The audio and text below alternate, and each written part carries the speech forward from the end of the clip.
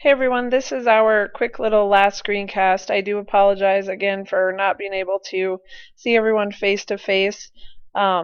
Hopefully you still are able to give some good feedback to me about how you think the class went and any improvements we can make if we did something similar to this kind of model again.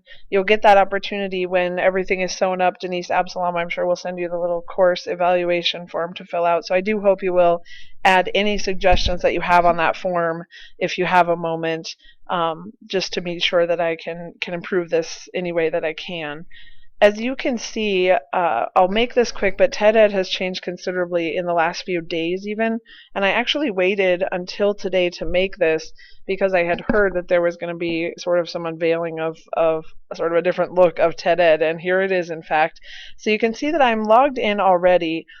My name's up here. The U that used to be right here where you would go to kind of your account and what you'd been doing has disappeared.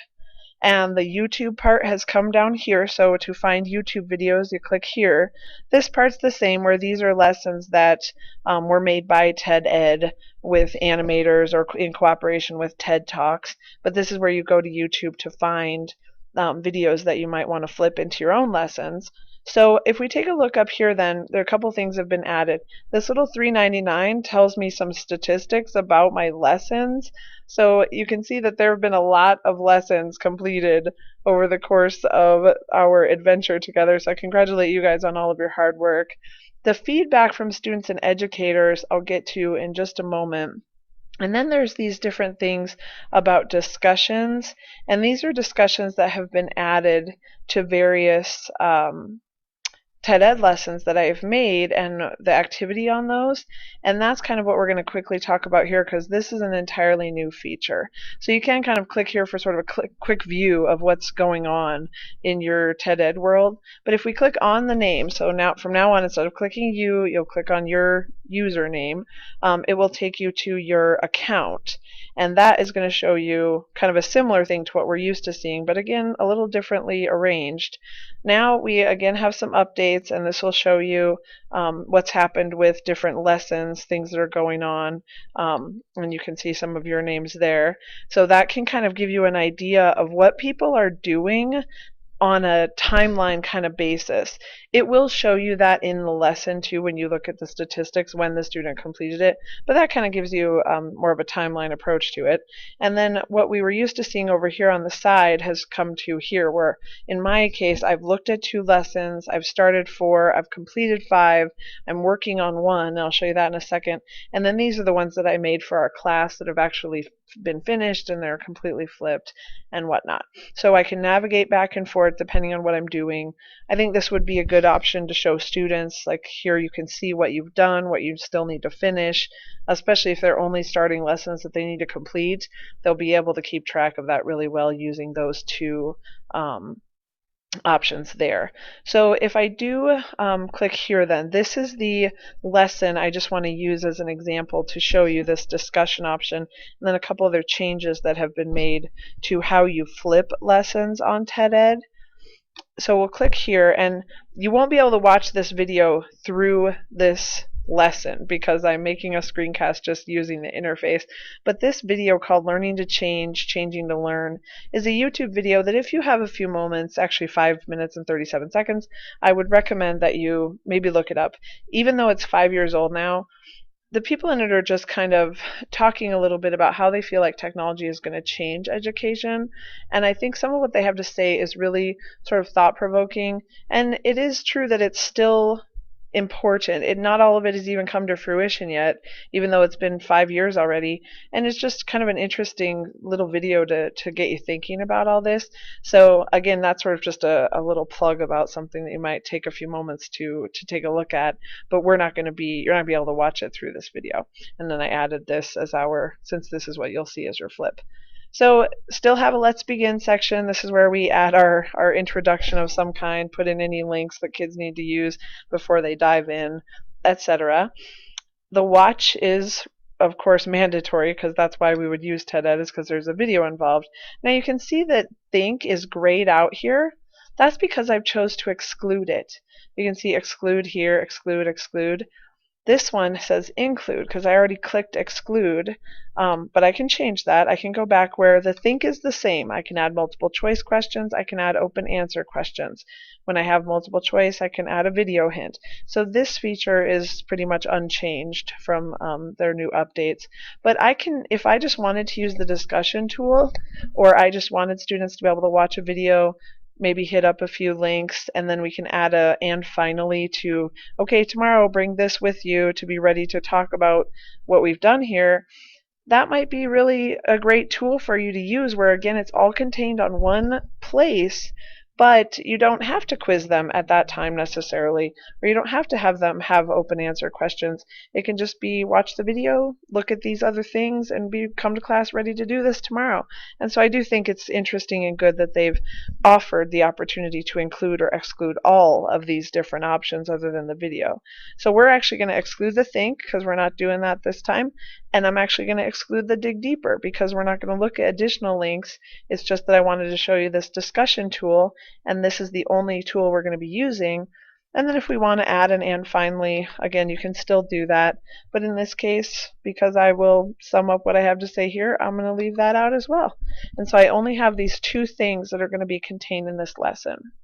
So if we take a quick look at this discussion option, the review old discussions has to do with connecting lesson to lesson, and that's sort of still in the works. You can take a look at that on your own, or if you're wanting to make this sort of a routine activity in your class, you could certainly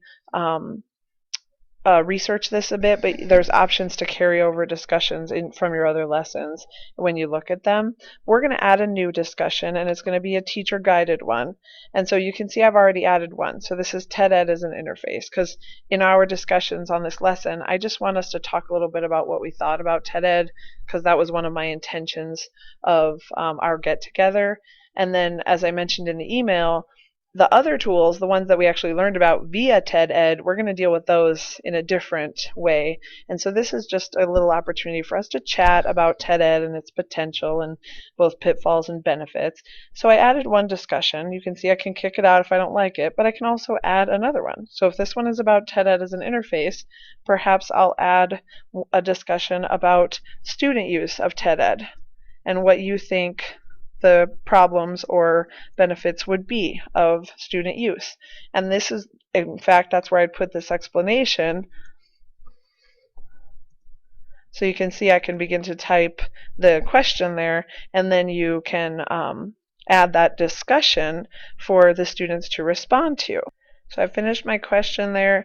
I'm going to click add this discussion, and then there it is. And I haven't added an explanation to this one yet, so you can see the difference. Like if you have only added a title, you'll be able to see that, and perhaps you want to add a little bit of explanation. And you can add several different discussions that you could ask students to choose a couple to respond to or respond to all of them. Once they've responded, and I'll show you this in just a sec, other students or you can respond to them directly by clicking on their particular comment and responding, or you can respond to the general discussion by clicking. And so you do have different options there. You can actually follow the various threads of discussion pretty easily through this. So kind of an interesting option. And then additionally, you can see that you can kind of take a look at the discussions overall and save them. So we'll go ahead and save that for now, because I want to show you real quickly then, if we look at the lesson from the student perspective. So you can see I have only now my watch and my discuss. I'm not doing anything else in this lesson. I just want them to have a little chat about something before they come to class. So I'm going to preview this. This is what a student would see. So they watch the video, they only see these two options here, they click discuss. Now they can see me here, and the student use of TED Ed is that first question, and then TED Ed, or second question, pardon me, and then that TED Ed as an interface is the first one I added. So you'll see that they're added in order here. Now I'll just click on view discussion, and my question will pop up with my title. And then I can click respond. And again, if I'm a student and I'm signed in, I'll be able to click respond. I'll see the question, and I'll begin to type my answer. Once I'm finished typing my answer, I'll just click respond. And so when you are actually participating in this lesson, you're going to see this particular response as an example. And so it's added my response. Now I can up here, just like I said, you can respond to the whole discussion here, or you can respond to my response specifically, like as a fellow student or as the teacher, and then follow sort of a thread there. You can edit these for 15 minutes, so we'll go ahead and we can change this or delete it. So, but we can't like make it go away completely unless we click on the little X. So if you just erase your answer, your name will still be there, but you can actually just remove it, and they'll ask you, "Are you sure?" And you click remove, and it will go away. So kids can edit their responses for up to 15 minutes. So I have this discussion here. Again, I click respond. If I respond, then other students can respond to them after that.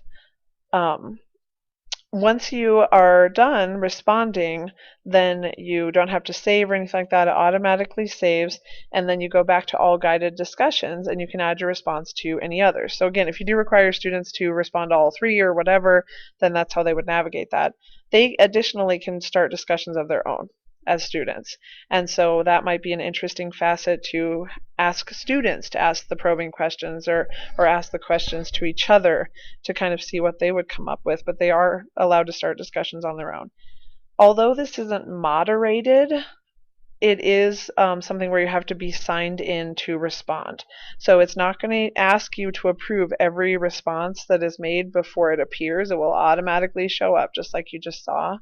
But if you, pardon me, if you want to participate in the discussion, you have to be signed in. So you'll be able to see your students' names, and that will probably discourage them from making any sort of comment that's inappropriate. And of course, that just has to do with some behavior rules too, just even for our asynchronous classrooms. But students cannot make anonymous, nasty comments on here. You must sign in before you can participate in discussion. So that's kind of the basics of the discussion tool. Again, you're going to be using it as this final aspect in actually completing the discussion questions on this particular lesson. So I'll show you, or I'll email you more about those details. And again, if you have 5 minutes watching this video, Learning to Change, Changing to Learn would be an interesting thing to take a look at. I do want to show you one more thing very quickly. So if we go back to our account and we click on the settings option, there is at least kind of a way to monitor the discussions a little bit.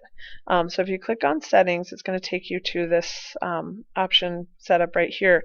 You can be emailed when posts are made to your discussions or when things are responded to. So then at least you'd kind of know what was going on without having to click into TED-Ed every 10 seconds. So that is something you can do if you're wanting to monitor more carefully. This student and educator feedback option is an interesting one, and I'm going to just tell you, I'm not really sure about this particular part of it. If a student has responded to an open answer question, you'll see that you can click give feedback, and so you could kind of tell them whether it was right or wrong, or give them some feedback if you had them write a little paragraph or something in the open answer. And you'll be able to see that if you're doing this for 1.0, when a student, another classmate, pretends to be a student and answers some of your questions. But something very interesting has happened here, and again, I'll just briefly mention this, and I'll try to learn more about it and kind of update you guys, but I'm sure you'll learn too. See how suddenly it says that I have inactive students? Suddenly you guys are all inactive. I'm not sure why. I'm going to have to contact TED-Ed and just try to get a sense of that particular piece of it. I don't know if it's because you haven't participated in the last few weeks, and so it's made you inactive because it's been like more than 2 weeks since anybody completed it. But I can no longer respond to your open answer questions and give feedback because you've been rendered inactive. Of course, that doesn't mean anything in the terms of completion of our class, but I'm still looking into this feature and learning just like you guys all are. So again, you'll just be watching this little lesson, and we'll continue to learn together about TED-Ed as it evolves, and certainly they want to help teachers and want to do the best for teachers. So I'm looking forward to how it continues to change. I really thank everybody for your enrolling in this class, and I do hope it's provided some good things for you, and I do hope too that eventually, if I haven't met you in person yet, I'll be able to. So again, super appreciated, and hopefully this will be an easy thing to kind of complete the discussions. I'll be emailing you about the other item that you have to complete, whether you're a point 0.5 or a 1.0, and then the 1.0 folks will be hearing from me too about the TED Ed lesson that you'll complete for one of your classmates to be able to see the back end of it. And I really hope everyone has a great summer, and again, thanks again for kind of going along with me on this.